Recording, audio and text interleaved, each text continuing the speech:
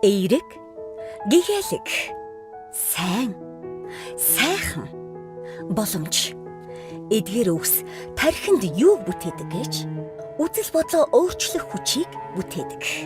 Сэтгэлийн эрүүл мэндэд тань анхааран туслах, амьдралын хүчийг нэвтрүүлэг эхэлж байна.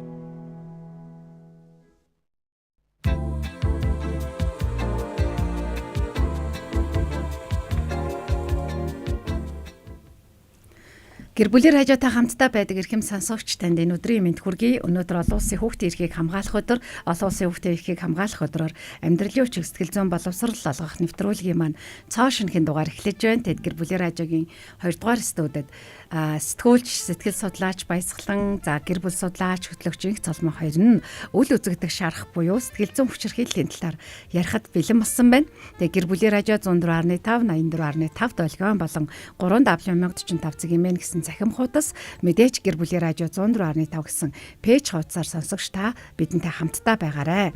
За цаамдаа өдрийн мэнд хүргэе. Өдрийн мэндийг хүргэе. Олон улсын хүүхдийн эрхийг хамгаалах өдрийн мэндийг бас басаагчтай болон өр хүүхдэд нь хүргэе. За тэгээд нийтдээ мэдээч тийм Монгол улсын маань хүүхдүүд өнөөдөр мэдээж олон улсын хүүхдийн эрхийг хамгаалах өдөр бас эрхийг хамгаал болонгаа тэгээд ээж автагаа баяртай одоо жаргалтай өдрүүдийг өнгөрөөж байгаа гэдэгт бол итгэлтэй байна тий. Тэгээд тэрнтэй холбоотойгоор битэрийн хувьд мэдээж олон хүүхдүүд жаргалтай өдрүүдийг өнгөрөөж байгаа ч гэсэн бас олон хүүхдүүд ч гэсэн тий яг үл үзэгдэх шарах шиг харагддаг тэр сэтгэл зүйн хүчирхийлэлд өртсөөр байгаа. За тэгээд ойрын өдрүүдэд бас харамсалтай олон мэдээлэлүүд байгаа нь тий нөгөө үл хайхрал, завгүй байдлууд, хүүхдээ бага насны хүүхдээ тий нөгөө анзаарахгүй орхих тэр байдлуудаас болоод олон алтан юм бас эрсэдэж байгаа. Тэгэхээр яг энэ сэдвэр өнөөдөр бид ярина. Тэгээд 9986 104 5 дугаар явц шуудаар нээлттэй байна. За гэр бүлийн радио 104.5 гэсэн пэйж хуудасаар бас та дүрстэйгээр үзээрэй. За тэгээд мэдээж хүүхдэд бид нар бэлэг өгөхөөс илүү чухал тий нэг л өдөр өнөөдөр л яг олон улсын хүүхдийн эрхийг хамгаалах өдөр юм чинь гэд энэ л өдөр эрхийг хамгаалахаас илүү яг нөгөө насан туршийнх нь амьдралын сайн сайхан байдлыг шийдчихэд онцгой зүйл бол сэтгэл зүй байгаа тий сэтгэл зүрх. Яг тэр сэтгэл зүрхнийх нь эрхийг хэрхэн яаж хамгаалах талаар өнөөдөр бол ярих гэж байгаа. Тэгээд хүүхэд наснда авсан тэр хайр, итгэлцэл гэдэг зүйл мэдээж одоо насан туршид нь хамгаалах сэтгэл зүйн хамгийн том дархлаа болоод байгаа учраас өнөөдөр энэ сэдвийг онцолж байна. Тэгээд сэтгэл зүйн шинжилгээ ухаанд бол хүүхдийг одоо хүүхэд насны сэтгэл зүйн гэмтэл гэж бас үздэг тий хүүхэд наснда үдсэн байгаа тэр олон зүйлийг тэгээ хүүхдийн мэдээж өөрийгөө үнэлэх хүнлэмж нь тэгээ бие хүн болж төлөвшөх суурийг нь ингээд нөгөө системтэйгэр гэдэг юм уу ингээд үе шаттайгаар ингэж нурааж яадаг зүйл бол үг болон үйлдэлээр ирж яадаг тэр дарамтууд тий үл хайхарлууд хүчирхийллүүд байгаад байдаг. Тэгээд мэдээж ямар одоо үл хайхрах одоо сэтгэл зүйн төр хүчирхийллүүд байдаг талаар эхлээд яриад сонсогч та бас холбогдоод ярилцаарай гэж урьж байна. За мэдээж энд бол бусадтай харьцуулах, одоо гоочлох, сэтгэл хөдлөлүүдийг нь үгүйсгэх, дарах тий. За тэгээд элдвэр хараах, одоо тоохгүй хаях, үл хайхрах гэж ярьдаг тий. За ийм үйлдэлүүд бас сэтгэл зүйн хүчирхийлэлд ороод байгаа. Тэгээд сэтгэл судлалын шинжилгээ ухаанд бол мэдээж тэгж ярьдаг тий. Хүүхэд бол эцэг гэхийн тол юм а гэж ярьдаг тий. Тэгээд яг одоо ямар механизмаар төгөөлийг ажиллаад байгаа юм бэ гэдг нь одоо мэдээж одоо онцгой зүйл байгаа даа. Тэгээд хүүхдийн тархинд болохоор нэг юм толин нейрон гэдэг юм маш хүчтэй юм бүтэц байгаад байдаг.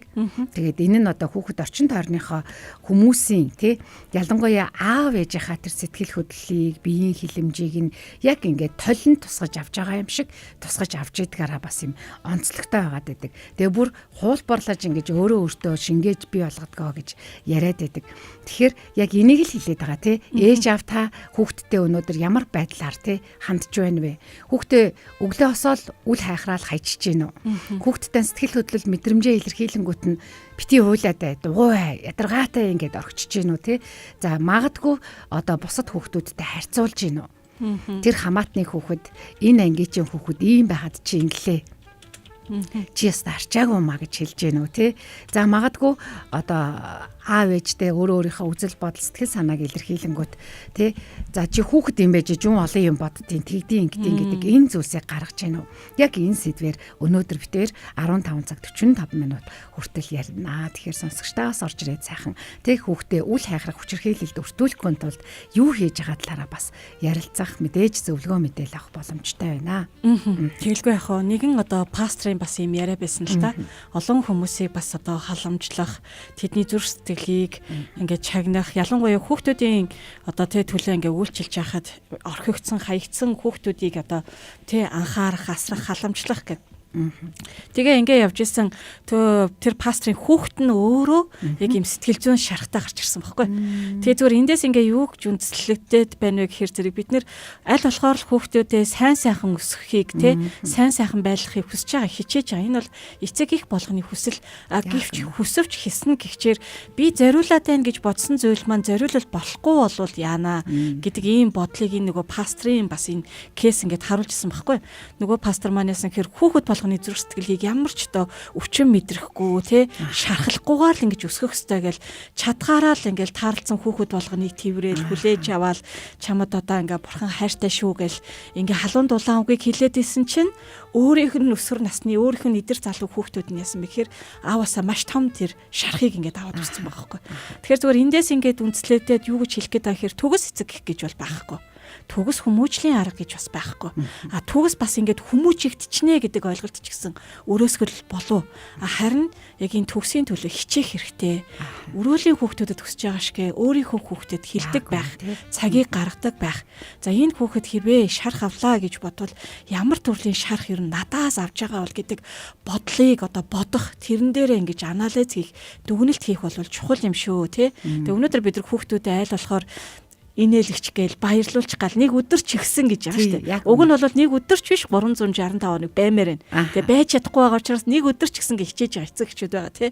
Тэгээд нэг өдөр ч ихсэн хийж явахдаа яг тэдгээр хүүхдүүдийнхаа зүрх сэтгэлийг гоё амттан идээд баярлах, тий гоё юм үзээд баярлах, тэр зүйлсүүд дээр түлхүү анхаарч байгаа бол мэдээж энэ зүйлсийг анхаарчихсан яг тэр зүрх сэтгэлийн тайван байдал, зүрх сэтгэлийн ганцаардал эсвэл тэр төгшөөр байна уу юу вэ те тэр зүйлсүүдээс ангижруулна гэдэг чинь маш чухал зүйл юм шүү. Тэгэхээр өнөөдрийн нэвтрүүлэгтээс хамт байгаарэ гэж уриалмаар шүү дээ.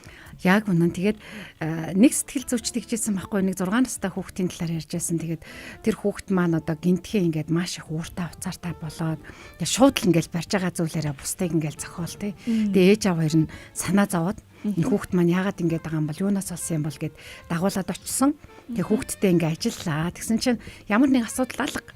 Тэгээ хүүхдийн сэтгэл зүйн анзаар харин ээж аав нь яг гэр бүлдээ маш одоо тийм хүүтэн хүндий харилцаатай тий. Тэр хүүтэн хүндий харилцаатай байгаа гэрт хүүхэд бол шууд ингээд стресст өртсөн байсан. Тэгээд ингээд асуудал нь бол хүүхдэд биш ээж авд байсан. Тэгээд хүүхэд тэр уур амьсгалыг яаж тусгаж хүлээж авч байгаа вэ гэвэл нөгөө нэг тосон толны тусгалаараа яаж мэдэрч байгаа вэ гэвэл тий маш их стресстэй байгаад байгаа. Тэр стрессээ илэрхийлж байгаа л тий уурлал, уцаарлал, анхаарлыг татахын тулд ингээл тий бусдыг юу барьж байгаа тэр үгээрээ цохиж эхэлсэн байгаа даа. Тэгээд хүүхдийг засахын тулд эхлээд ер нь бол тий сэтгэл судлаачдын гол хэлдэг зүйл нь ээж аав өөрсдөө засрах, ээж аав өөрсдийнхээ харилцааг анзаарах, ээж аав өөрсдөө бие биентэйгээ одоо илүү сайн сайхан харилцахад анхаарах, үр хүүхдтэй ч гэсэн тэр одоо зүйлийг тий өвлүүлэх харуулах нь чухлаа гэд. Тэгэхээр бид нар хөвчин л одоо тий за хүүхэд маань болохгүй байна. Ер нь л болохоо байжлаа. Тэдэн наснда тэгээд байна гэжэд л одоо таны гэр бүлд яг ямар асуудал байна вэ? Та өөрөө магадгүй тий хүүхэд байхдаа тэр түрүүний нөгөө пастрын жишээ шиг одоо өсвөр насны том болсон хүүхдүүд нь одоо нөгөө аавдаа үл хайхрагдаж өссөн тий сэтгэл зүүн магадгүй янз бүрийн одоо гэмтэл шарах авч өссөн шиг та тэгээд авцсан байгаа бол тэр зүйлийг бас яг тийм боддоор гэр орондоо харуулад байх үедээ тий нэгэн тал одоо нөгөө нэг гэр бүл болоод би чамд хайртай тий хамтдаа амьдрья гэд одоо гэр бүл болцсон байгаа бол боломж гарч байгаа дээр нь тий болно гэж хичээж байгаа дээрээ ер нь л одоо би биентэйгээ илүү халуун дотн харилцаатай ойлголцолтой байх. Мэдээж тэнд одоо маргаан хэрүүл байна. Тэ тэр маргаан хэрүүл маань гол нь дараа нь ойлголцдог, шийддэг. Би бинийгээ хүүхдүүдийнхээ хажууд муу мухай үгээр хэлж одоо зодож зохихгүй байх буюу тэр маргаан хэрүүлийг хамтдаа давж гардыма гэдгийг харуулах нь их чухлаа гэж тэр сэтгэл зүйч бол ярьж байсан. Тэгэхээр үнэхээр яалтчгүй те бидний амьдралд бол өдөр тутамдаа л тулгарч идэг. Бид нар ч гэсэн одоо залуу бага байхдаа анхны хүүхдүүдээ ингээд төрүүлээд явж байхдаа те яг энэ сэтгэл зүйн боловсралгүй байдлуудаасаа болоод хүүхдээ харьцуулах янз бүрээр гоочлох тий. Гүй чиний над хамарч одоо яасан там болоод байна гэдэг ч юм уу. Өсвөр наснд ороод ирэнгүүт нь тий. Анзаарахгүй байдлаар амнаас унсан тэр үгс хүүхдэд сэтгэл зүйн хүчирхийлэл төр сэтгэл зүйн гэмтлийг авчирч ит юм аа тий. Тэгэхээр бид нар үг болон үйлдэл дээрээ хүүхдүүд маань яг л толинд биднийг харж байгаа юм шигээр тэр зүйлийг хуулбарлаж авдаг. Тэгээд дээрээс нь нэмээд сэтгэл зүйн маш том гэмтэл шарахтаа үлддэгэ гэдгийг ойлгоод одооноос л засаж залруулж эхлэх тий хэрэгтэй байгаад байгаа. Тэгээд манай өглөөний хөтлөгч Эрдэнэ очир нэг дээд гэж ярьж ирсэн. Хүүхдтэй бид нар ингээ багтны юм харуулад мэдэхгүй чадахгүйгаасаа болоод одоо ингээ хүүхдийн маань тэр сэтгэл зүйн асуудал яаж хийдэгдэх бол одоо яаж ингэж тий тэр зүйлийг ингэж өөрчилж болох бол гэдэг нэг яриа ингэж ихний хажуугаар ингээ өнгөрсөн байхгүй. Тэгээл би бодчихлоо. Тэгээд ээж аауд мэдээж тэр үед алдаатай, оноотой, шинхэн мэдлэггүй байхдаа яг тийм алдаануудыг маш их гаргацсан байдаг тий. Тэгэхээр хамгийн түрүүнд би болохоор тэгж бодсон биш энийг бас хэрэгжүүлж үзэх хэрэгтэй. Ямар ч байсан хүүхдээ тэрврээд хүүхд ч одоо тий тухайн үед 3 настай 4 настай одоо ямар нэг тийм зүйлийг мэдэрсэн тий сэтгэл зүйн хүчирхийлэл ч юм уу бие махбодын хүчирхийлэл ингээ өртцсөн бол одоо тад магадгүй 10 настай охиноо тэрврээд хүүгээ тэрврээд тий тэр үед аав ээжийн гаргасан үйлдэлийг уучлаарай. Аав ээж нь тэр үед тий магадгүй ингээд баг залуу алдаа оноотой байхдаа хийжээ. Тэгээ одоо чиний сэтгэлд ямар нэг зүйл үлдсэн. Магадгүй одоо ч гэсэн би ингээ хаяа нэг ийм жижигхэн зүйлийг мэдрүүлэхэд тий хэрвээ чи ингээ шархалж байгаа хэцүү байгаа бол тий аав ээж нь дахиж энэ зүйлийг мэдрүүлэхгүй. Чи тухайн үеийнхаа мэдрэмжийг одоо хуваалцчих болно шүү. Тэгээд уучлаарай. Ахиж энэ зүйл хийхгүй гэдгийг хэлэх нэг чухлаа гэж би бол бодчихсон тухайн үед. Тийм шүү. Ер нь уучлал гэдэг хизээч оройтхгүй шүү дээ тий. Тэгээд би одоо ээж нь учраас би аав нь учраас би ер нь яхаар уучлахгүй гойх хэвээр билээ гэдгийг бодхоос илүүтэйгээр би тэр хүүхдийн бүрэн бүтэн зүрх сэтгэлийг нь те өсгөх ёстой шүү дээ. Миний хийс алдаа дутагдал байгаа шүү дээ гэж хүлээн зөвшөөрөх мөчөөс эхлээд уучлалыг ер нь эцэг эхчүүд өөртөө яг энийг бүлгэрлэж дөрөөлж харуулах нь бас чухал байгаа байхгүй тий. Тэгээ яг нөгөө сэтгэл зүйч маань судлаач маань ирсэнчлэн үед амьдсан одоо энэ сөрөг хив одоо маяг буюу тий өөрөөр хэлбэл өнөөдөр хүүхдээ сэтгэл зүйн үед хүчрхийлж байгаа эцэг их өөрөө яг багтаа ийм орчинд өссөн байх магадлал тодорхой хуваар байдаг учраас тэгээ бид нар хүүхдийгээ ингэж л хүмүүжүүлдэг айлгаж иж эсвэл хүн болдог эсвэл дөрөв мөчийн хууц цохин арсын хуу татна гэл нөө тэгээ багтаа сонссон үгээрээ тэр хүүхдүүдийг бас яг тэгж харахаас энэ одоо өөрөө соёлын буруу юм ухамсаргүйгээр дараагийн үедээ өвлүүлж байгаа юм хэлбэр байдаг байхгүй ста нэрэ өгөнд ороод ингээ болохгүй өгөнд орохгүй байвал ста нэрэ заавал инг тиг гэдэг нэг юм хар сүрэг дарамтаар те ийм байдлаар асуудлыг шийдвэрлэж хүүхдийн чихэнд сонсгоно л гэдэг чинь энийг ингээ хийхийг хүлээн зөвшөөрөөд энэ нь тэр хүүхэд өөрөөсөө төрөх ирээдүйн хүүхдүүдтэй ч гэсэн хийхийг нь хүлээн зөвшөөрж байгаа тэр хэлбэрээ тэгэхээр энийг бол таслан зогсоох хэрэгтэй. Тэгээд түрүү яг бас айгүй чухал агуулгыг хоёлаа ярьлаа шүү дээ те бага насндаа ямар орчинд өссөн бэ? Энийг бид нар бодолцож үзэхгүйгээр энийг бид нар ажиглаж тунгаан бодож энэ дээр анализ хийхгүйгээр би хүүхдээ бүрэн бүтэн өсгөнө гэж ярил бас өрөсгөл. Яг мэдээч одоо хүн болгон сайхан өсгөх, сайн хүн болохыг хүсхийг хүсэж байгаа. Гэхдээ би яг тэр яг хангалттай сайн орчинд би өссөн байж болно л доо болно. Гэхдээ тухайн үед миний одоо сэтгэл зүрхэндээ авсан шарах маань юу вэ? Өөрийнхөө талаар сонссон үг сүрг өгнүүд юу байсан тий аливаа ингээ ертөнцийг үзэх үзэлт маань нөлөөлөх үз тэр буруу зүйлсүүд юу байсан гэх мэтчлэн зүйлсүүдийг бодох хэрэгтэй байдаг байхгүй тэгэж бодож ижил за би тэгвэл энэ маань яг зөв үү буруу юу хүүхдэд маань ингээд өвлөгдвөл энэ ингээд өвлөгдснөөс болоод би ингэж хүмүүжигдснээс болоод би яг бие хүн болоод өсгөд тий нийгэмдэр байр суурь эзлээ явхад ямар байсан бэ хэр зөв эрүүл байсан бэ гэдгийг бас бодож үзээд хүүхд маань яг ингээд очиход зөв юм уу буруу юм уу гэдгийг бодож үзээд тэр цасан залруулалт гэдэг зүйлийг заавал хийгээсэ ажиглалт хийгээсэ нэгдүгээр бага насныхаа зүйлсийг тий за тэгээд цасан залруулалтыг хийгээсэ тэгээ магадгүй энэ дээр бас хянан тохиолдол хорооч гэсэн ажиллаж болно шүү дээ тий ингээ хийгээд байвал яахаар вэ гэдгийг бас бодож үзээд тэгээ энэ нэг зүнгөөрөө гэдэг байдал чинь хүнийг ер нь жоох устгадаг юм зүйл байдаг шүү андаа би ингээл хүн болцсон хүүхд маань ч гэсэн ингээ хүн болчихно гэж боддог. Гэтэл аливаа асуудлыг төлөвлөдөг, үзэгцэлдэг, тэ яах ёстой вүлээ гэдэг талаас нь хардаггүй. Ийм л хандлагатай боломж гэдэг юм уу те. Хэд их нөгөө нэг шүүмжилдэг хүн бусдыг буруутгадаг хүн болнооч гэдэг юм уу те. Эсвэл хэд их хүнийг одоо ингэж гомдолдог хүн бусдыг одоо эсэргүүцдэг хүн болнооч гэдэг юм. Энэ сэтгэл зүйн одоо те тохиолдол болон учигтай. Тийм учраас амьдралын өвчг нэвтрүүлгээр хийгээ ярьж байгаа тийм.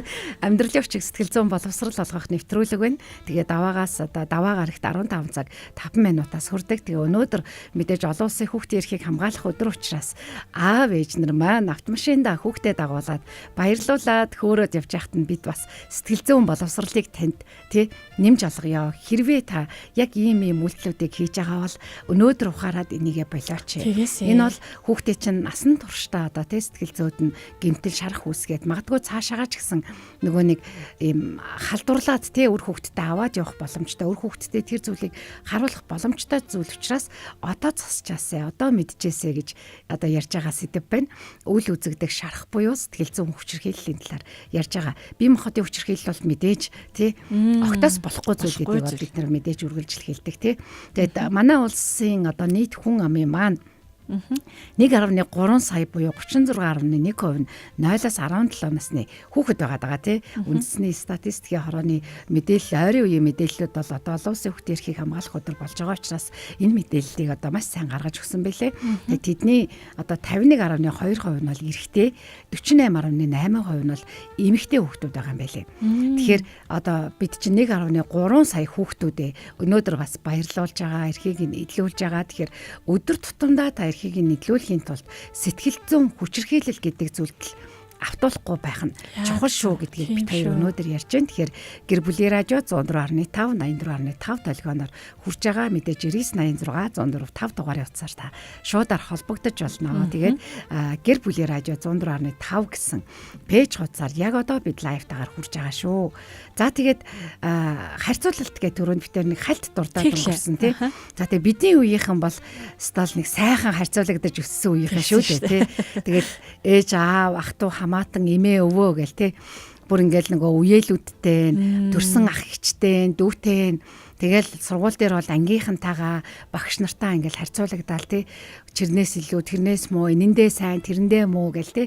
Бараг өндөр намаар нь хүртэл тоо чи нэг оных үсттэй гэл ингээл имэж хасааж байгаа л тий. За нэг оны хүүхдүүд жакс гэл ингээл тэгэл жаксж байгаа л өндөр намаа хэмжүүлэнгүүд үгүй чи одоо тэдэн сараар их чим бэж өсөөгүй байна уу та сунгаад татчихсан гэж ярьдаг тий. Тэгэл яг тэр харьцуулалтын дунд ингээл өсөхөд бол насанд хүрээлэхээр бид нар ингээл ажлын байран дээр амьдрал дээр гарахаараа яалтчгүй ингээл хүмүүстэй өөрсдийгөө ухамсаргүй байдлаар харьцуулж эхэлдэг тий. Тэгээд нэг энэ сэтгэл зүйн мэдлэг мэдээлэл гэдэг зүйлийг ойлгож мэдснээсээ хойш эн чи өөрийгөө бид нар харьцуулж болохгүй юм байна. Хүүхэд байхад бидрийг харьцуулаад өсгцэн тэр байдлаасаа болоод зарим тохиолдолд өөртөө итгэх итгэлээ алдчихдээ юм байна. Зарим тохиолдолд ингээд амьдралынхаа олон үн цэнтэй гоё зүйлийг олж харахгүйгээр амьдрчихдээ юм байна. Бусдаас давж гарахын тулд хичээж амьдрдсан юм байна гэл хараад эхлэнгүүд за өнөөдрөөс эхлээд би тэгвэл өөрийнхөө өчигдрийн өөртөөгөө харьцуулах нь зөв юм байна гэл ингээл нэг баг багаар ухамсарлаж байгаа штэ. Тэрэн шиг өнөөдөр насанд хүрсэн аав ээж нар маань хүүхдүүдээ тэгвэл ахтаа нэгчтэй ангийнхаа хүүхдүүдтэй үеэл ах トゥ хамаатан садныхаа хүүхдүүдтэй магадгүй гудамжинд ингээ явж хахад нь жоохон соёлтой боловсон гэдэг юм уу нэг тийм хөөх хүүхдийг харснаа хар чи энийг тэр чиний над гутал авцыг гэл гэж шороотойгоо утгалтцсан хөөхөнд иггүй хүүхдүүд ингээ харьцуулж байгаа нь ч гэсэн харагддаг штеп. Энэ зүйлүүдийг битээ гаргаарай айлын хүүхдүүдтэй харьцуулснаар одоо юу гэдгийг магадгүй эсвэл би чамайг төрүүлсэн учраас бид хоёр чамайг төрүүлээд өсгөж байгаа учраас миний хэлснээр ингэдэг гэж ингэж ярих юм бол хүүхдэд маш их хор уршигтай. Хүүхэд өөрийгөө хайрлаж чадхаа болчдөг. Хамгийн том хор уршиг Тэгэхээр л энэ харьцуулалт гэдэг зүйл би энэ хүний хүснээр байж иж эсвэл би энэ хүний харж байгаа тэр нэг хүүхэд чиг байж иж хайрлагдах юм байна. Тэр болтол би хайрлагдахгүй юм байна гэд бүр эсэргээрээ өөрийгөө ч хайрлаж чадхаа болчдөг. Өөрийнхөө байх тэр байдлыг алдаад байна шүү дээ тий. Энэ хүнд л таалагдах хэрэгтэй гэдэг ийм зүйл үүсээд таалагдахын тулд энэ шиг байх хэрэгтэй гэдэг нэг ингээд давхар хамааралтай байдлуудыг үүсгэж шүү дээ. Одоо ч гэсэн ингээ анзаараад байхад нэг айлын хүүхдүүдийг дотор нь харьцуулалт бол байсаар л идэг. Тухайлбал одоо манай 3 8 чинь илүү юм дотгошоо төрлийн хүүхэд байдаг. Ер нь гэрээсээ ганцаараа шахав. Тэгэхэд л хүмүүс орж ирэл танаа энэ хүүчээстэй юу ч ярихгүй маа. Юу ч дуурахгүй маа гэл те. Ямар сонин ингээд бити дуурал гэд хоёр тийм билүү гэдэг комментүүд бол ирдэг байхгүй. Би өөрөө хувьдаа тэрэн дээр л амар эмзэг ханддаг. Тэгэхээр хүмүүсийн хувьд бол яадаг вэ гэхээр зэрэг ингэж харьцууллаа гэд мууц юм байхгүй л те. ингэж өслөөгээд зэр буруутсан юм байхгүй. Хэлээгээ сайжирдаг л да гэдэг тий. Энэ 5 салаа бомны амд амссан гэж ч ер нь буруутахгүй гэл ингээл өмөрдөг штэ. Гэтэл яг тухайн үед тэр харьцуултыг мэдэрсэн сэтгэл зүй хожим бие хүн болоод ингээд бол айгу тийм тий хүндрэлтэй зүйлсэд байгаа шүү. Тэрийг бодож үзээрэй гэж хэлмээр байна. Тэгээ миний хувьд бол би бүр өсвөр наснд хүртлээр би юу ч дуурдаггүй хөвт байдаг гэсэн. Ямар сандаа цэцэрлэгийн манд багш хүртэл намайг дуугүй бор гэдэг ийм хочтой байдаг гэсэн. Гэтэл би насаараа яг тэр хүмүүсийн хэлсэнчлэн хилээ цалхицсан эсвэл бүлэх балгацсан ус балгацсан юм шиг ингээ өснөг үгүй. Нэг өдөр л би зүгээр цор гэж ярьдаг болоод ирсэн тий. Тэгээд энэ маань юу вэ гэхээр хүмүүс дуурдаггүй маа, ярихгүй маа. Энэ одоо энэ хилээ залхицсан юм гих тусам хүүхэд бүр ингээ цаашаа явд юм бэл. Одоо ярих хүсэлгүй болдог. Зөвхөн өөртөөгөө ингээ ярих хүсэлтэй байдаг ч гэдэм тий. Бусдтай өөрийгөө илэрхийлэх юм одоо тийм хүсэл байхгүй ийм байдал руу. Надад яг тийм үед би заавал ярих албагүй шүү дээ. Би заавал дуурах албагүй шүү дээ гэд хүмүүстэй ингээ юм ярих бүр хүсэлгүй байдаг гэсэн. Тэгээ ганцаараа өөртөөгөө байхаар айгүй сайхан яриа л ээжтэйгээ айгүй сайхан ярина. Хүн харахаараа ингээ ярих болчдаг. Тэгээ харин яг өсвөр настаас эхлээд зүгээр энэ байдлаа ингээ чөлөөсөн юм уу яасан ямар ч байсан айгүй ярддаг бол одоо бол намайг чи тийм хүүхэд байсан уу гэж хүмүүс баг ингэж итгэдэггүй хүлээж авдаг байхгүй. Тэгэхээр юу гэж хэлэх гээд байна гэхээр зэрэг тэр хүүхэд болгон өөр ондоо ялгаатай. Бид нар хүүхдийн тэгш ирэх гэж ярьдаг штеп. Ирэх бол тэгш вэж болно. Гэтэл хүүхдийн онцлог бол тэгш байх албагүй. Нэг ярддаг хүүхэд чи бүх хүүхэд ярддаг байх албагүй. Нэг өндөр хүүхэд чи бүх хүүхэд өндөр байх албагүй. Өөрөөр хэлбэл энэ харьцуулалт гэдэг зүйл маань маш аюултай яг юм сэтгэл зүйд те гэр бүлдэх одоо энэ хил хязгаарыг одоо уусгалт гэж нэрлэгдэж байгаа. За тэгээд эцэг гэх нь хүүхдэд тусдаа бие хүн гэж харахгүй, өөрийнхөөрөө байх тэр хүсэл эрмэлзлийн хөлөөн зөвшөөрөхгүй. Эсвэл одоо тий яг өөрийнхөөрөө байх тэр хүсэл хязгаарыг нь тавьж өгөхгүй. Тэр одоо юу гэдэг өөрийнхөө амжилтыг нөхөх хэрэгсэл болгож яг хүүхдээ ингэж харж байгаа тий. Өөрийнхөө одоо юу гэдэг хүслийг ингэж биелүүлэх хэрэгсэл болгож харж байгаа тийм хэлбэр болчиход байгаа байхгүй. Тэгэхээр би чамд бүхнээ зориулсан. Би чи миний ачийг ингэж хариулж байна уу гэдэг одоо тэр үгнээс илүүтэйгээр эсвэл бол одоо чиний төлөө ингэж ажиллаад байхад чиний төлөө ингэж зориулаад байхад хүн амьтантай мэдлэхэд яадیں, тугарахад яадیں, юм ярихад яадیں гэдэг хүсэлтүүд бол шал дэмий юм хоосон зүйл. Харин тэрний оронд зүгээрээ миний хөө ярмаар байгаа үедээ яраарай. Заавал бүхэнтэй ярих албагүй шүү дээ. Би бол хөөдөө тэгж хэлдэг байхгүй. Нэг өөрөө яг тэрийг мэдэрсэн учраас хүн болгон тэгж хэлээд миний хөө ярмаар байна уу? Ярмааргүй бол ярихгүй гэж болно шүү дээ. Тэгэл ээжтэйгээ ярьчвал хангалттай шүү дээ. Гэхдээ чи бас ингээд удаан байвал чамд айгу хэцүү санагдчих магадгүй хүн болго ингэж хэлээд. Тийм болохоор миний хөө чимээгүй байж байгаа л ярмаар байгаа үедээ яриар. Би ярьдэн шүү дээ. Би яриад байгаа. Тэгээд өдөөс өөрхөө яг тэрүүгээр нэг хүлээж авдаг байхгүй. Тийм шүү дээ. Айгу хэцүү ярьж болно. Энэ хангалттай байхгүй. Яа тэгэл угаасаа тэр хүүхд тийм хүүхд байгаагүй. Зүгээр суугаал зураг зураал легогоор тоглол. Гэхдээ ингээ өссөн хүүхдээ ч одоо яалттай хэлээ тий. Ямар ингээ зузаанаа мөнгөснөө наатаа ингээ яар гэлтэй ч биш одоо тий. Тэгээ цаанаасаа ингээд нөгөө бүр төрлөхөөсөө темперамент гэдэг 4 төрөл гээд өөр байгаад байгаа шүү дээ. Манайхан бол мэдэн шүү дээ. Холерик, сангвиник, флегматик, меланхолик гэдэг. Тэгээд ингээд тийм төрлөхөөсөө төрсэн байгаа хүүхдийг бид нар магадгүй меланхолик төрлийн гээд дотгошоогоо өөрийгөө илэрхийлдэггүй тэгээд өөрийгөө болгоод л байдаг хүүхдүүдийг бид нар яалтчгүй сангвиник буюу хөвгчлөлтэй одоо нөхдүүдтэй адилтгаж ерөөсөө болохгүй тийм. Тэгэхээр л ингээл одоо энэ ялгаатай байдлыг бүр төрлөхөөсөө өгөгдсөн байгаа хүний зан чанар буюу темпераментыг бид нар яач чадахгүй байна. Тийм шүү дээ. Энд чи хараа аюул олон зүйл өөр байгаа даахгүй. Хүүхдүүдийн одоо нэг айлын 4 хүүхэд гэдэг чи одоо манай 4 хүүхдийг харах юм бол тэдний чинь зан чанар нь өөр тий дуршил нь өөр. Тэр ихтгэл хоол иддэг ийм амтыг таашаадаг байдал нь ч өөр. Мэдрэмж нь өөр. Тэгээд эдгэр чинь ялгаатай байдлыг харахын тулд зөндөө зүйл байгаа байхгүй. Адаглаад ийм төрсөн ирэмб дарааллын хүртэл ялгаа байна тий. Яг бүгд адилхан биш тий. Айлын томшгэ баган дунд нь адилхан байхал бүх зүйл нь өөр. Энэ өөр зүйл нь тэдний шарах авах хэлбэр огт биш. Энийг л эцэгчүүд ойлгоосай. Харин энэ өөр байдал нь энэ ялгаатай байдал нь тэдний одоо бусдаас онцгойрох эсвэл өөрийгөө хөгжүүлэх энэ талаар ингээд амьдралынхаа сайн сайхан зүйлийг мөрдөөд явах тэр хэрэгсэл нь байгаасаа. Одоо нөө 3 намрын хүн маань татгшоо юм байдаг болохоор илүү их юм төсөөлөл сайтай. Уран зохиол мохиолыг янзын бичнэ. Тэр зураг моргийг бол янзын зурна. Тэгэхээр яг тэрэн дээр нь энэ хүүхэд заавал ийм амжилт гаргах албагүй, ийм байх албагүй. Харин яг энэ онцлогоороо ингээ гоё зураад яваасай, хийж бүтээдэг байгаасай. Тэрийг нь гоё дэмжиж өгөөсэй манай эцэгчүүд те.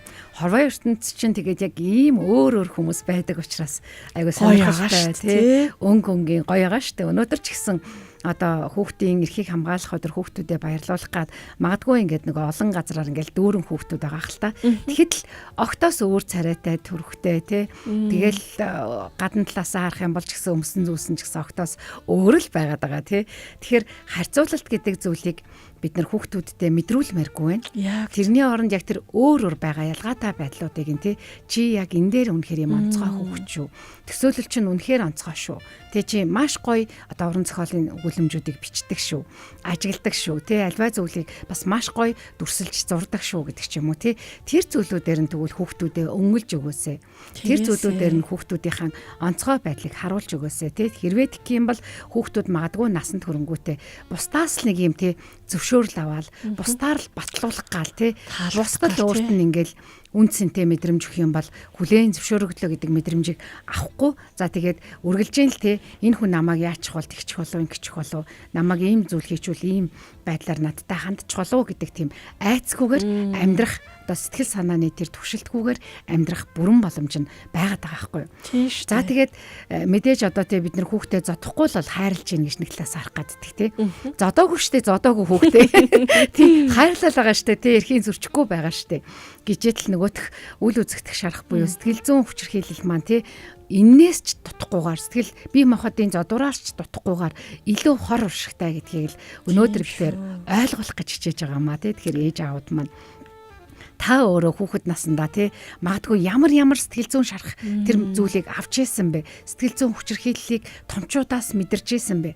Тэр зүйлээ ядаж бодоод хүүхэдтэй тэгвэл өнөөдөр би энэ зүйлсийг мэдрүүлэхгүй шүү тий. Нийгэм магадгүй хүүхдэд маань мэдрүүлж яж болно. Гараа явахт нь бүдүүн тарган намхан майжих тий. Чи ястаа нэрэ царай муутай эсвэл чи ястаа арчаагүй маа юм юмаа гэж хэлжиж магадгүй тий. Харин эцэг гэх нь л энийг бити хэлээсэ, бити мэдрүүлээсэ. Тийм шүү дээ. Нийгмээс бол хангалттай энэ шархлах, зүрх сэтгэл нь өвдөх тий. Тэгээд нэг юм бухшраад тэнд нэг ужиг зүйл болох зүйлсүүдийг хангалттай авах байхгүй юу? Тэгвэл эцэг гих гэдэг чинь ямар одоо ийм зорилгоор байгаа юм бэ? Хамгаалах шүү дээ. Гэсэн чинь за 4 жилийн өмнө сонгоны архин дүүрэг дээр ажиллаж исэн. Тэгээд тэгсэн чинь яг сонгоны архин дүүргийн хүүхэд гэр бүл залуучууд хөгжлийн газраас юу хийсэн гэхээр зэрэг манайх энэ жил одоо тий 108 утаснаас дуудлага хамгийн бага авсан хамгийн хүн ам ихтэй боловч хамгийн бага авсан дүүргээр шалгарч илаа. Яг хөө нөгөө бага авсан гэдэгдээ баярлж байгаа боловч цаана ирсэн дуудлага нь ямар дуудлагууд байсан бэ гэхээр дандаа энэ нөгөө 1000 орчим дуудлага гэлөө тэрнийг улирлах 1000 орчим дуудлагын 80% нь ээж аваасаа хамгаалагдмаар байна. Миний аюул яг миний дэргэд байна. Надад туслаач гэдэг ийм дуудлага хийсэн гэж байгаа байхгүй. Зүрх өвдмөр тий. Гэтэл нөгөө яг сая басагч маань хэлсэнчлэн энэ шархлах, энэ зүрх сэтгэл өвдөх, хин нэгэнтэй харьцуулагдаад, гутах, доромжлогдох, хичүүрийг мэдрэх дуу хоолойг ханаас л аавна. Яаж л сонсно. Гэтэл энийг эцэг эхчүүд бид нар ядаж өгөхгүй байя. Бид нар ядаж одоо ингэж юу яахгүй байя тий? Би болохгүй бай. Тэгээд нөгөө нэг хүүгийн жишээ өгдөг байхгүй юу? Хүүгийн ээж ярьж ирсэн. Тэгээд айгуу дэлтэн төрчихсөн хөрхөө. Гөрөө би ч айгуу дэлтэн байсан шүү дээ. Одоо танаас чарах өдөгтэй. Зүгээрээ хаалцаа. Тэгсэн чинь айгуу энэ нөгөө дэлбэн дэлбэ гэж ярьдаг шүү дээ. Юу лээ? Дэлбэнг юу лээ? Хоёр дэлбэтэй л гэж шалдаг байсан юм да. Навч мавч. Аюу тэгээд том гэж аахгүй. Тэгвэл хүн хараад яасан томын хинийхэн удам судар гэлтэй аюу хөвгтэй гэж. Аав ээж нь ийм биш ээ. Тэгээд аав ээж хоёр нь бүр өөртөө аягүй хэцүү болдог гэж аахгүй. Тэгээд тэгсэн чинь нэг хүүгээ айлын ганц хөө тэгээд төрсөн өдөрт дагуулад яваад октоодтай хүүгүүдтэй нэг өсвөр насны үеийн л байсан юм шиг. За яах нүг гэл ингээл холоос нь бид нар хүүхдүүдэд тэгдэг штэ ингээл хөрдөл яг хараад сууж исчлэгөө хүн айгүй сериосны царайлал ингээл сууж ин гинэ. Одоо нөгөө чи яасан болоо гэл тэгэл тэгсэн чи яг өөдөөс нэг охин ингээл харц тулгарсан гинэ та хоёр шиг ингээл нэг тулгарлаа л гэж байна. Хоёр тулгарлаа л гэж байна. Тэгэл яг гурав дахь дээр нь тулгарсан чи нөгөө хүн нөгөө охины царайг хараагүй юу? Чи өөрөө дэлтэн заа юу гэж хэлсэн гинэ. Хинч хэлээгүй хаар яриаг байхад. Тэгэхээр хөөе миний хүү гээл тэгэл тэгсэн чинь нөгөө охин яг чочоол зог тусаал яг сайн нэг юм өөр л харсан гэж аахгүй. Тэр хүрөөч хараагүйсэн. Тэгээд тэгсэн чинь яг хөө ингээл сонирхол ингээ ярилцаад тэгсэн чинь жоохон таалагддаг дуу охин ирсэн байсан юм байна. Тэгсэн нөгөө охин ингээл ийгүүл хараад байгаа юм шиг санагдаад тэнгуут нь тэгээ дахин хараад харна энэ яг намайг дэлдэн гэж бодож байна. намайг дэлдэн гэж хэлэх гээд байна. Чи ямар амар дэлдэн юм бэ гэж хэлэх чинь гэдгээс өрсөөд өөрийгөө хамгаалахдаа чи өөрөө дэлдэн заяа гэдэг үгийг хэлсэн. Тэгээ тэр охин яг үндэ тэгж хэлсэн цагт л харсан гэж байгаа байхгүй. Тэгэхээр нөгөө яг бидний нөгөө хэлдэг өмнөд чинь шүү дээ. Жохон ондоо ялгатайгаас нь бол энд айгу бандак те. Энэ айгу том нүдтэй те. Энэний энэ ам нь өстэй яхаар энэ дарвака гэдэг дарвака гэдэг. Тэрийгээ дуурас энийгээ дуурас ингээд нөгөө хөлтөд шархлуул санаадгүйгээр итгэхгүй хэлбэрээр ингээд шархлуулад идэг ш те. Тэгэхээр зэрэг бодож үзээсэй. Яг ингээл хөгжилтэй юм шиг бид нар нэвтрүүлэг дээр яриад өнгөрч болно гэхдээ тэр хүүхдэд яаж тусч байгаа л яаж одоо мэдрэгдэж байгаа бол тий.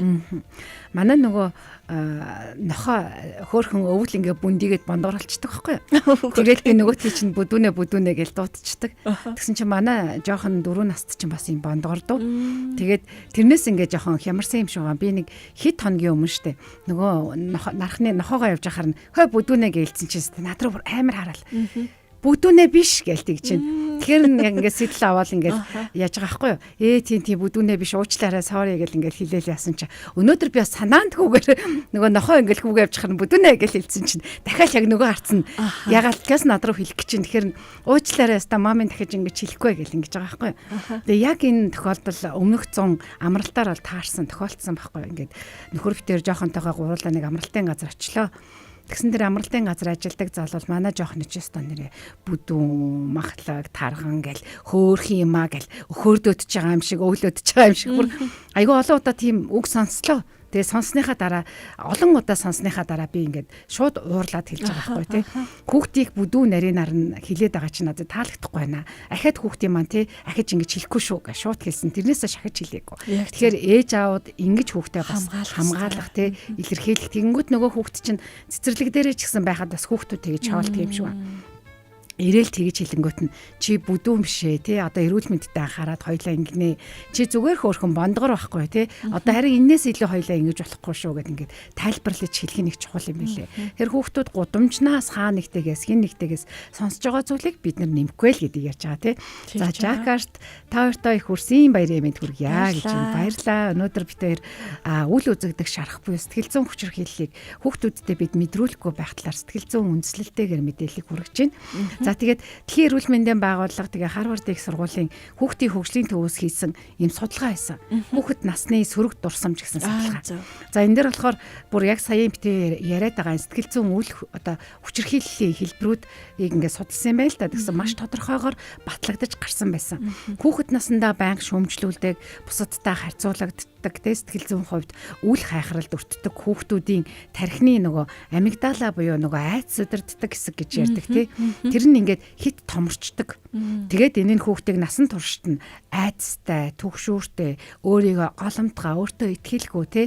Ингээд үргэлж хин нэг намайг яах болоо гэсэн тэр бодолтой том хүн болгочдөг гэж байгаа байхгүй. Тэгэхээр л ерөөсөө бид нэр хүүхдээ тийм болгомооргүй л байгаа. Та дотроо ямар зүйлийг хүсэж байна? Яг тэгвэл үгээрээ үйлдэлээрээ тэр зүйлийг хийгээсэй.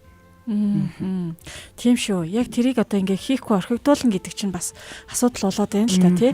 Тэгэхээр хүүхэд маань ямар нэгэн хэлбэрээр одоо ингээд уйлж байна уу, ямар аваа гаргаж гин тий. Тэр зүйлсүүд ч гэсэн тоохгүй орхих нь ч өөрөө яг сэтгэл хөдлөлийг нь хуваалцахгүй байх ч гэсэн бас яг хүчирхийлэл байх боломжтой тий. Тэг хүмүүс болохоор үүнийг би зүгээр завгүй байгаа учраас чи цаашаа бай гэдэг байдлаар одоо нөгөө үйл хайхрах хүчирхийлэл чинь бас нэлээд ингэж газар авч байгаа ш тий. Тэгэхээр гэр бүлийн практик бие махбодын хүчирхийллээс илүү сэтгэл зүйн үйл хайхрах гэр бүлийг илүү хурдан одоо ийм уур амьсгалыг задалдаг. Тэгэхээр үүнийг бол хүйтэн гэр бүл гэж бас нэрлэж байгаа. Тэгэхээр гэртээ хинэн ч одоо хинтэйгээ сэтгэл хөдлөлөө хуваалцахгүй хүүхэд өөр тохиолдсон баяр баясгалан сайн сайхан эсвэл одоо эсрэгээр гуниг зовлонгоо аав ээжтэй хэлэх үед нь те цаашаа бай ажилтай бай байнж гэдэг юм уу одоо ямар нэгэн байдлаар ингэж үл тоомсорлох нь энэ ч гэсэн бас хүчирхийлээ шүү. Ийм орчинд өссөн хүүхэд ирээдүйд өөрөө гэр бүл болгоод зохиохтой хань болон үр хүүхэдтэй бас яг энэ байдлыг үлзүүлэх хандлагууд бас байдаг шүү те. Тийм шүү. Яг үнэн. За тэгээд очир хот мөнх цэцэг маань ороод ирсэн байна. Шинэ сар шинэ 7 хоногийн мэд хүргэе. Бүсгүүчүүдтэй баярын мэд оройг сайхан өнгөрүүлээрэ гэсэн. Баярлалаа сайхан өнгөрүүлээ. Баярлалаа. Тэгээд хүүхдүүдтэй бас яг онцгой гой цагийг гаргаарай. Энэ өдөр чинь нөгөө хүүхдүүд чинь өөрсдөө айгу мэдэрсэн байдэн шүү дээ тий. Миний баяр гээл тий. Миний баяр яг яах гэж юу их чинь ямар байна гэл ингээл асуухаар яг ингээ хүслээ хилдэг шүү дээ. Тэгэхээр тэр хүслийг нь ч гэсэн өнөөдөр чин сэтгэлээсээ сонсож өгөөд тий дэмжиж өгөөд тэгээд ингээд тэр зүйлийг нь бас нэг биелүүлж өгч гисэн энэ сэтгэл зүйн үл хайхрал буюу тий энэ хүчирхийллийг үзүүлэхгүй байгааг ээж аауд бидний одоо хийж өгөх маш чухал зүйл байгаад байгаа шүү дээ тий. Тэгээд өнөөдрийн хувьд болохоор одоо яалтчгүй л одоо эцэг эхийн завгүй энэ амьдралын завгүй нийгмээс болоод түрүүн цомоогийн хэлдгээр хүүхдүүд маш их ганцаарддаг болсон ээж аав нь ядарлаа гэдэг. Тэгээ эргээд нөгөө сошиал орчинд ядарсан гэдгээрээ далимдуулаад эцэг эхчүүд бид нар чинь утсаа зурагтынхаа удирдлагыг тврээд ингээд хөвтчихдэг тий. Хүүхдээ тэгэл нэг утас ч юм уу зурагт ч юм уу эсвэл таблет ч юм уу өгчдөг. Энэ маань ч гэсэн бас сэтгэл зүйн хүчирхийллийн нэг хэлбэр байгаад байгаа шүү дээ. Тэгэхээр өдөрт хэр хэмжээнд үзүүлэхин харуулах юм. Хэр хэмжээнд хүүхдтэйгээ тоглох юм. Одоо жишээлх юм бол 3-4 насны настай хүүхдүүд бол хамт хий гэдэг штэ тий. Тэр үед нь тэгвэл зураг зурах юм уу, ном унших юм уу, магадгүй тоолол хийх юм уу тий. Эсвэл зүгээр л эрэгтэй хүүхд бол хамтдаа буугаар одоо тоглох юм уу, октод бол одоо юу гэдгийг тий барбигаар тоглоод үсийн саманж өгөх юм уу гэдэг ч юм уу тий. Энэ ч гэсэн ингээ хүүхдийг ганцаардуулахгүй байх нь маш онцгой зүйл байгаад байгаа штэ. Тийм штэ. Одоо ялангуяа нөгөө хоолнд дөнгөж орж байгаа хүүхдүүд сатаар болохгүй хоол идэвхлэхийн тулд утас барилчаад байгаа шүү дээ. Тэгж байгаа. Яалтчгүй тий. Яг ойлгож илээ л да. Гэхдээ эргүүлээд эн чинь хоол идэн гэдэг чинь хүний сэтгэл зүйд яаж нөлөөлдөг вэ? Асуудал бэрхшээлийг гоё юм таатай зүйл мэдрэх, хэрэгсэл таатай зүйл мэдрэх, асуудал бэрхшээлийг даван туулах энэ чадварыг л нэмэгдүүлэхэд нөлөөлнө. А гэтэл яг эндээ нэг утас бариад авчиж байна гэдэг чинь ганцаардлаа, хэцүү боллоо. Зүгээр л нэг юм сошиал орчинд тэрийгэ бичих, тэрийгэ хуваалцах, тийм нэг үйл явцыг хайдаг нэг л бид нар ингэх ёстой шүү гэдэг л одоо тий үйлдэл дүр загварыг одоо ингэ заагаад байна гэсэн хэлбэр байхгүй.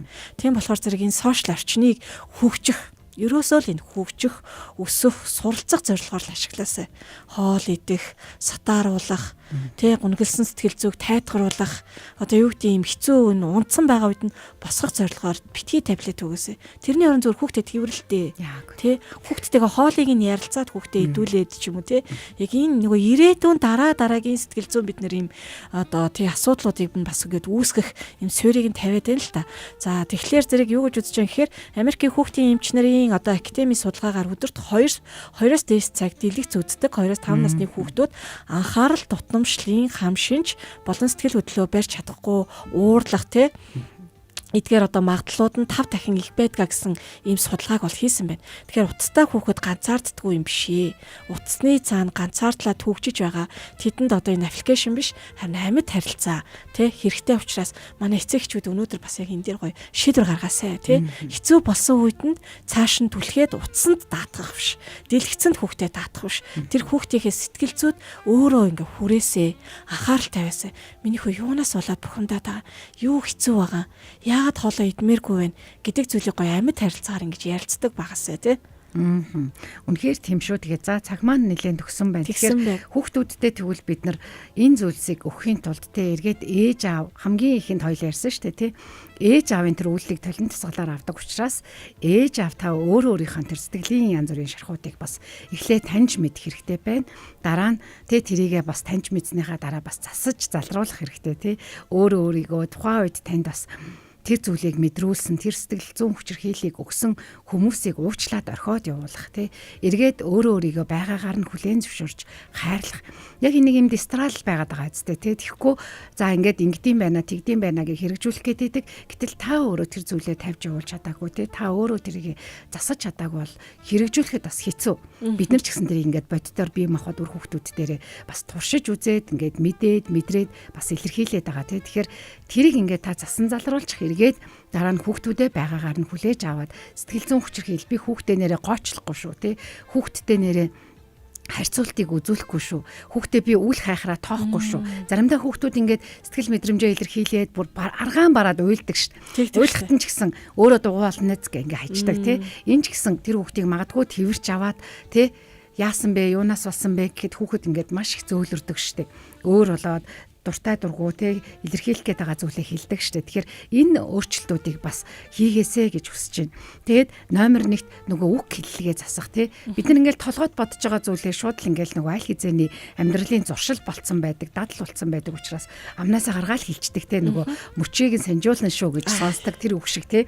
Тэгвэл бид нар үг хэллэгээ эхлээ засчих. За тэгээд мэдээж сэтгэл хөдлөлөө илэрхийлэх Аав ээж нар бид нар өөрсдөө ч гэсэн илэрхийлж чадахгүй байгаа тий. Илэрхийлж мэдэхгүй байгаа бол сэтгэл хөдлөлүүдээ илэрхийлэхэд нь ингээд сурах хэрэгтэй. Одоо маш олон хөөрхөн номнууд байдаг болсон билээ. Тэгэхээр би айцтай байна, би гунигтай байна, би ганцаардаад байна, би ууртай байна гэдгийг уйлж орилж хүн зодож илэрхийлэх биш тий. Илэрхийлж сурахад нь туслаарай тий.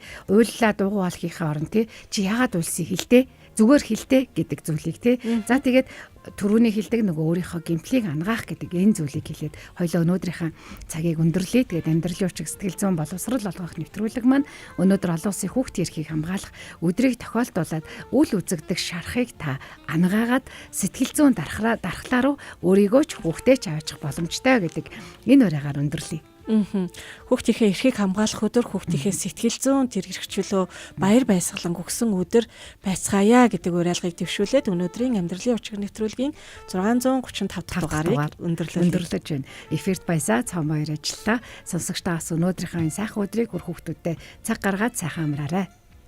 Баяр таа.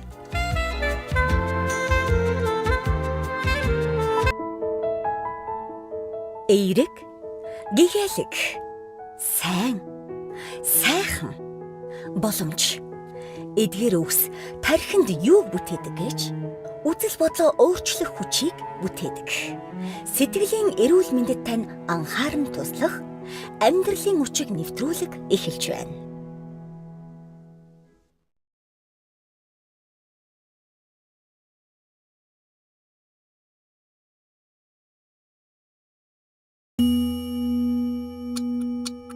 Секунд. Хүний амьдралд өөрчлөлт авчрах богинохон хугацаа. Зөвхөн 1 минут хагас